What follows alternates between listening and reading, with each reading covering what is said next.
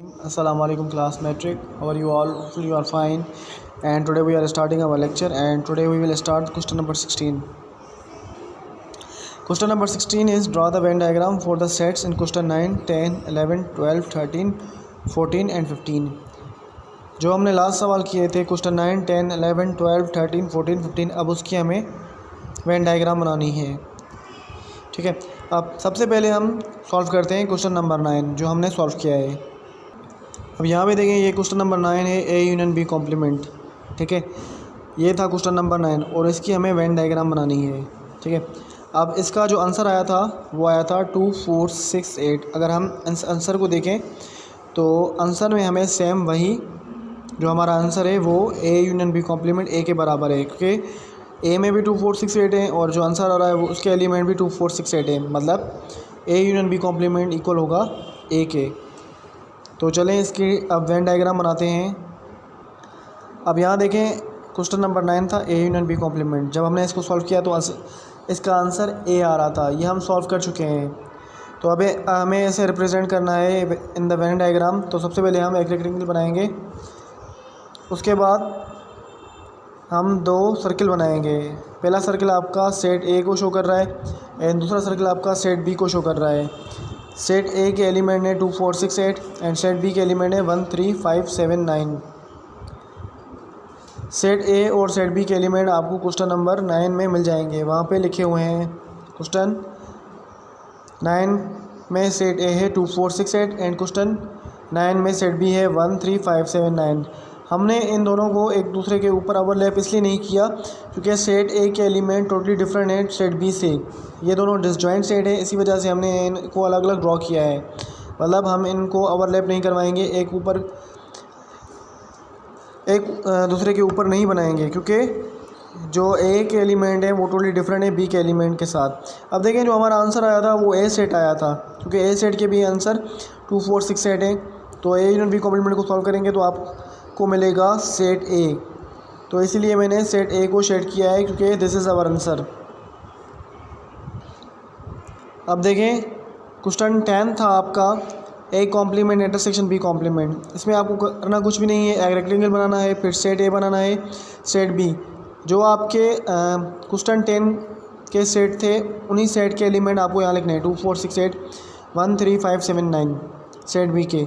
और ये हम पहले सॉल्व कर चुके हैं A complement intersection B question 10 में।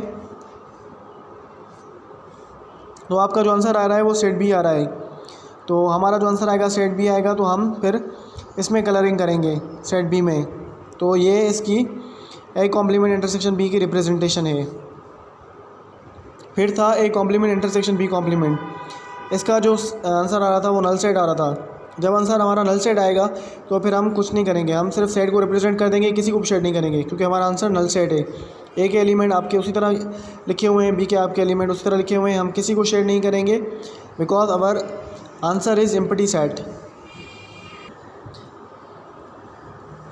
We also solve this A symmetric difference B. इसका जो आंसर आ रहा है वो यूनिवर्सल सेट आ रहा है। यूनिवर्सल सेट में आपके टोटल ये एलिमेंट है, ए सेट के एलिमेंट और बी सेट के एलिमेंट कंबाइन करते हैं, आपको पता है।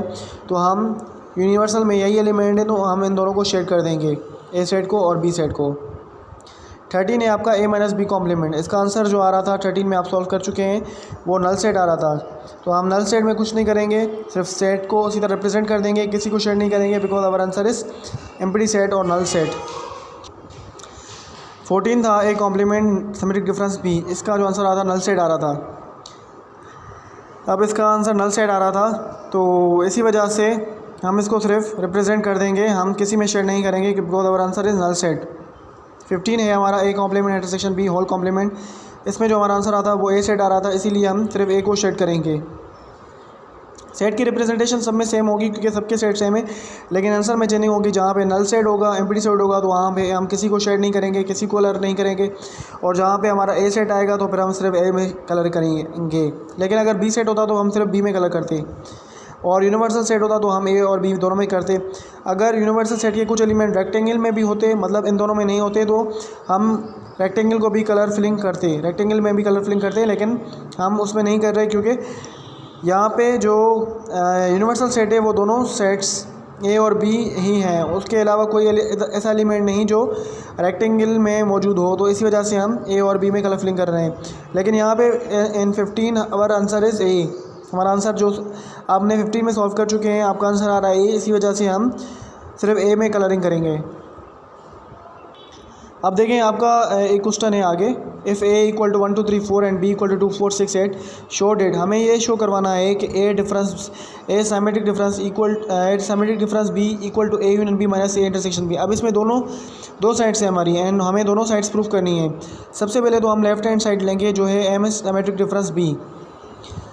पहले हम ए लिखेंगे, फिर सिमेट्रिक डिफरेंस बी मालूम करेंगे। आपको पता है यहाँ पे हम वो एलिमेंट लिखते हैं जो दोनों में मौजूद ना हो, बल्कि ऐसे एलिमेंट जो सिर्फ ए में मौजूद हो या फिर जो सिर्फ बी में मौजूद हो, हम वो एलिमेंट लिखेंगे। मतलब यहाँ पे 2 और 4 यहाँ पे भी है, यहाँ पे भी है, ये हम नहीं लिखेंगे, हम लिखेंगे 1 3 6 8। So this is our left hand side. इसके बाद ये वाली साइड सॉल्व हो गई। अब हमें ये वाली साइड सॉल्व करनी है। इसमें हमारे पास A union B minus A intersection B है। सबसे पहले हम ए यूनियन बी सॉल्व करेंगे, उसके बाद हम ए इंटरसेक्शन बी सॉल्व करेंगे। ए यूनियन बी में हम पहले ए का सेट लिखेंगे, फिर बी का सेट लिखेंगे, फिर दोनों की यूनियन करवाएंगे। यूनियन में आपको पता है कि हम दोनों को तरतीब देकर लिखते हैं, तो दोनों की तरतीब होगी 1 2 3 4 6 8। और फिर हम सॉल्व करेंगे A intersection B right hand side में, तो ए इंटरसेक्शन बी का आंसर आएगा 2 और 4। अब देखें A union B minus A intersection B दोनों को सब्ट्रैक्ट करेंगे तो हमें आंसर मिलेगा 1 3 6 8। हमारा राइट हैंड साइड का आंसर है 1 3 6 8 एंड लेफ्ट हैंड साइड का आंसर है 1 3 6 8। 1 3 6 8 दोनों साइड्स के आंसर सेम है, इसीलिए हमारी लेफ्ट हैंड साइड बराबर हो जाएगी राइट हैंड साइड की। So hence we have proved. अब हम चलते हैं क्वेश्चन नंबर 18 पर। अब 18 देखें, A symmetric difference B equal to A minus B union B minus A. ये भी उसी तरह होगा। सबसे पहले हम लेफ्ट हैंड साइड सॉल्व करेंगे, ए सिमेट्रिक डिफरेंस बी, ए लिखेंगे सेट और फिर बी का सेट लिखेंगे, सिमेट्रिक डिफरेंस मालूम करेंगे। सिमेट्रिक डिफरेंस में हमें वो एलिमेंट लिखने होते हैं जो किसी एक स्टेट में मौजूद हो, दोनों में सेट में मौजूद ना हो। यहाँ पे 2 और 4 यहाँ पे भी है, यहाँ पे भी 2 और 4 है, लेकिन हम 2 और 4 को नहीं लिखेंगे, हम सिर्फ 1 3 6 8 को लिखेंगे। तो ये हमारी लेफ्ट हैंड साइड हो गई। इसके बाद हम राइट हैंड साइड सॉल्व करेंगे। राइट हैंड साइड है हमारी A minus B union B minus A. तो सबसे पहले हमें ए माइनस बी सॉल्व करेंगे। ए माइनस बी हमने सॉल्व किया तो हमारा आंसर आया 1 3।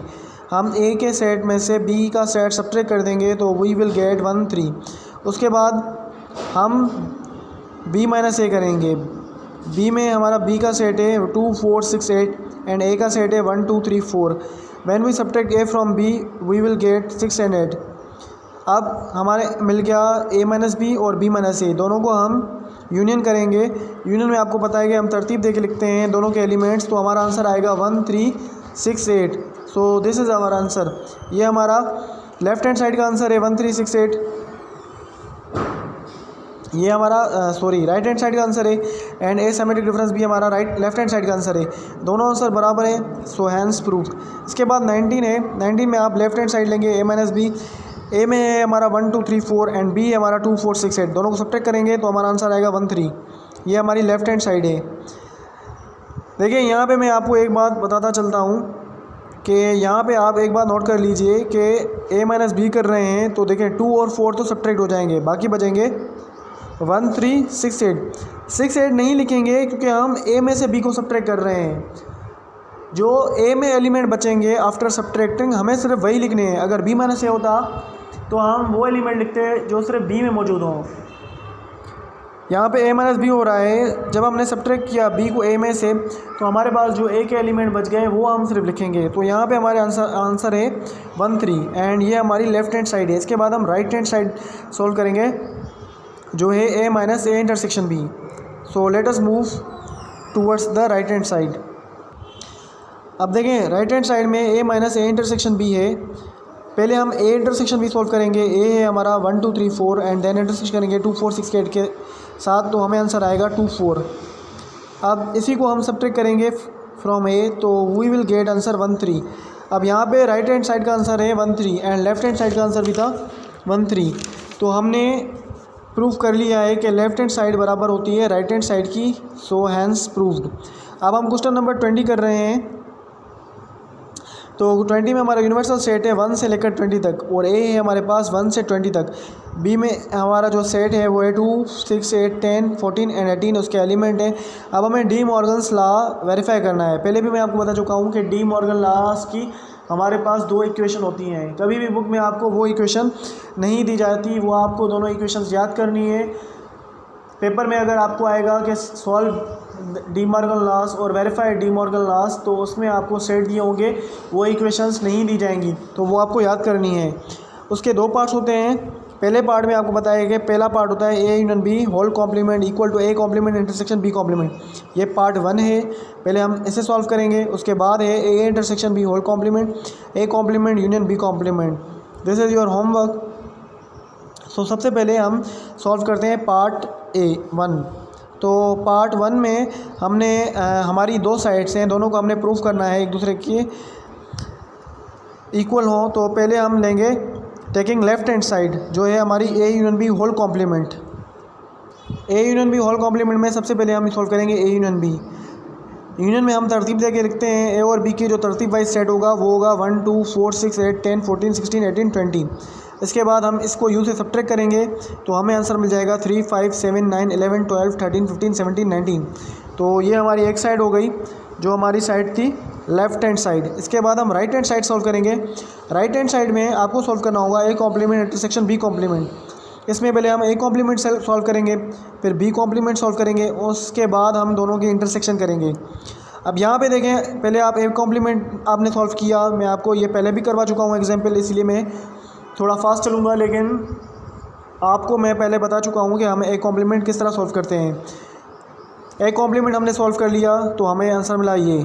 उसके बाद हम बी कॉम्प्लीमेंट हमने सॉल्व करेंगे तो हमें आंसर मिलेगा ये। दोनों की इंटरसेक्शन करेंगे तो हमें मिल जाएगी ये 3, 5, 7, 9, 11, 12, 13, 15, 17, 19। अब देखें ये जो हमारी राइट हैंड साइड है क्या ये लेफ़्ट हैंड साइड के बराबर है? तो देखें दोनों में 3, 5, 7, 9, 11, 12, 13, 15, 17 एंड 19 एलिमेंट है।